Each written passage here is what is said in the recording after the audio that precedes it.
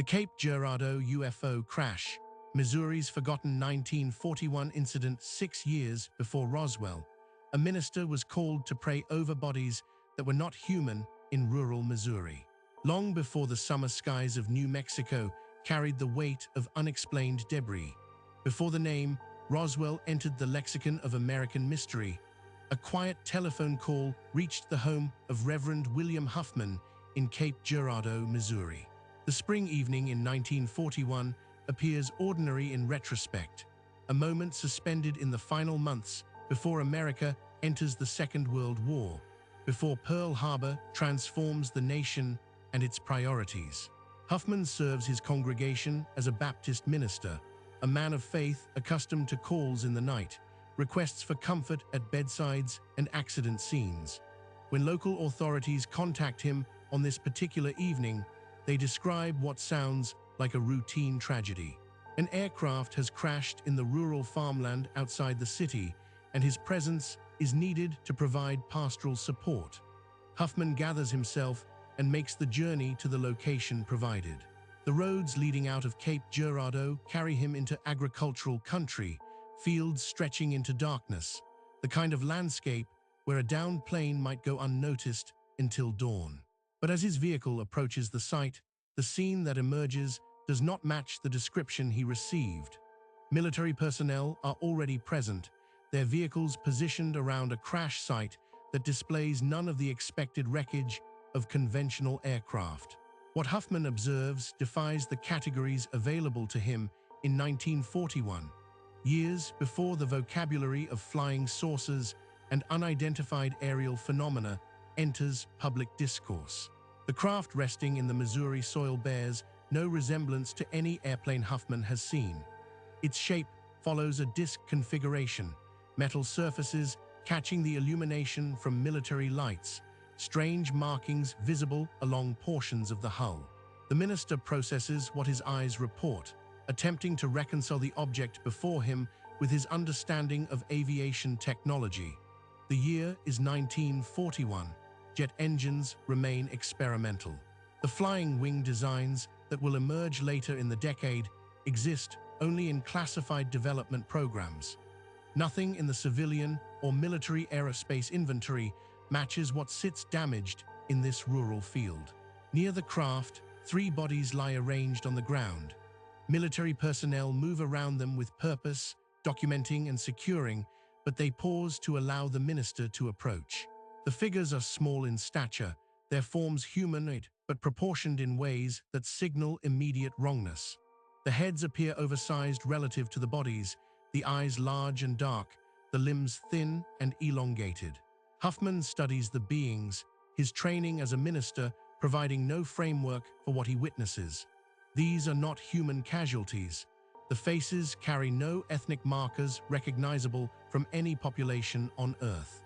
The skin texture, the skeletal structure, the complete configuration of the forms speaks to origin outside human taxonomy. The military personnel explain little. They have arrived before Huffman, their presence suggesting either extraordinary response time or prior knowledge of what they would find. The Reverend receives instruction to pray over the bodies, to fulfill the religious function for which he was summoned, and then he must leave. The tone of the military response carries weight beyond standard accident protocol.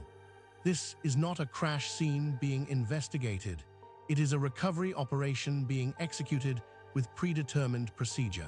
Huffman completes his pastoral duty, speaking words of prayer over beings whose nature he cannot comprehend, and then he departs as instructed.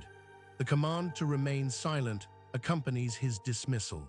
The military personnel make clear that what Huffman has witnessed falls under matters of national security, that discussion of the event serves no purpose and violates obligations to country and safety. The minister returns home carrying knowledge that isolates him, information he cannot share with his congregation, cannot reference in sermons, cannot use to make sense of the theological implications. He does, however, confide in his wife. The details of that spring night in 1941 pass from Huffman to his spouse in the privacy of their marriage, the account preserved in family memory while remaining hidden from public record. Decades pass. Reverend Huffman lives out his life without publicly discussing the Cape Girardeau incident. His wife maintains the same silence during his lifetime, the story existing as protected family history, understood but not broadcast. The account passes to their granddaughter, Charlotte Mann, who receives the details from her grandmother with sufficient specificity that the memory remains vivid and structured. Mann grows up carrying this family narrative, aware that her grandfather witnessed something extraordinary in 1941, but uncertain how to contextualize or verify the account. The trigger for Mann's decision to come forward arrives in the 1990s when she encounters newspaper coverage of the Roswell incident. The articles discuss the 1947 New Mexico crash as potentially the first retrieval of non-human craft by the United States military. Mann recognizes the discrepancy immediately. Her grandmother's account of the Cape Girardeau crash predates Roswell by 6 years.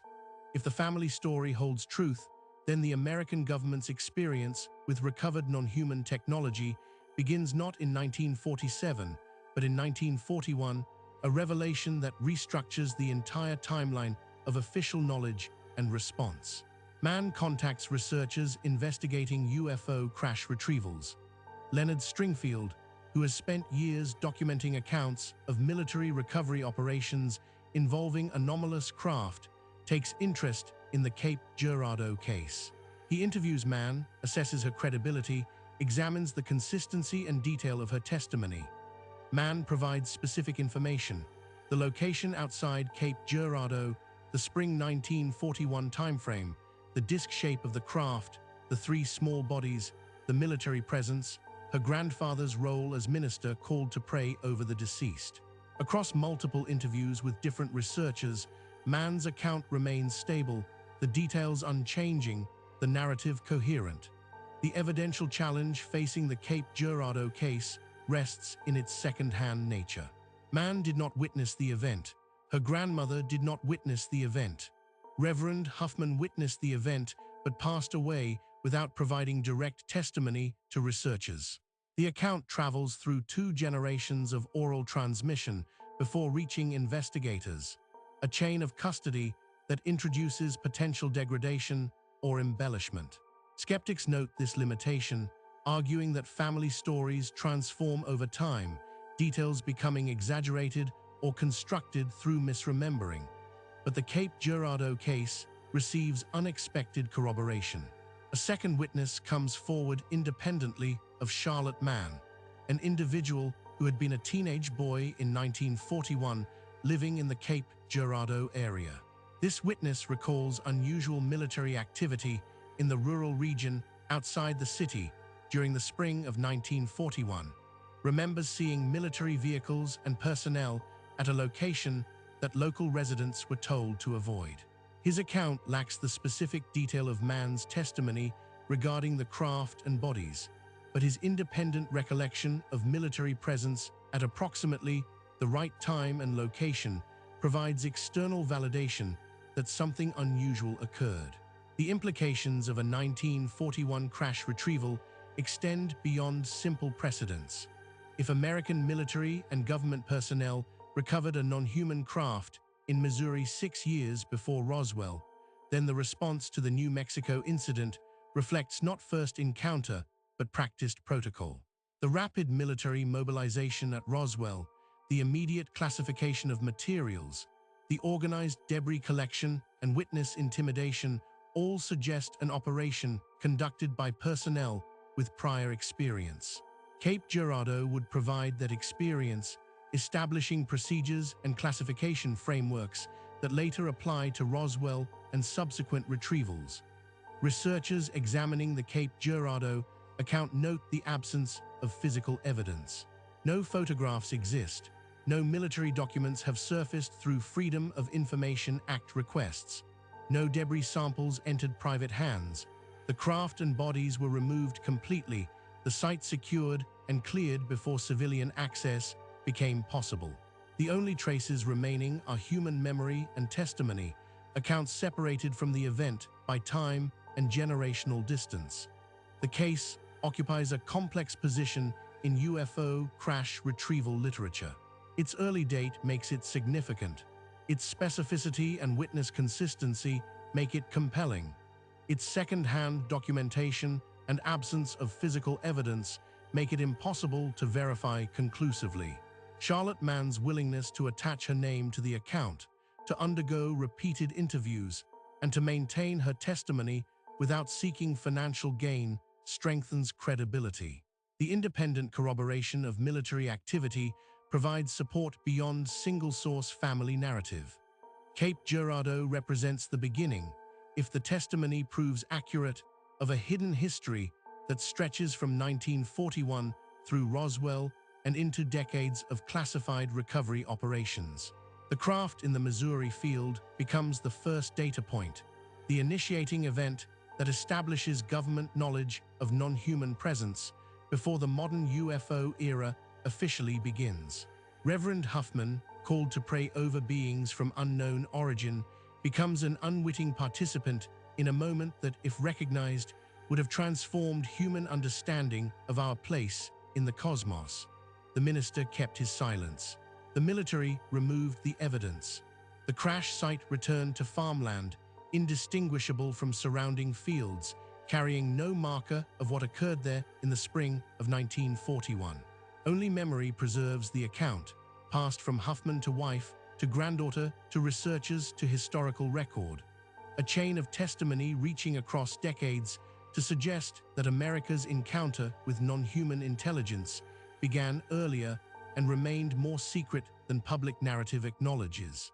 If you found this case compelling, subscribe to Vanishing Roads for more documented paranormal investigations from around the world. This story was created with AI assistance based on documented case files. All events reference real investigations and reported incidents.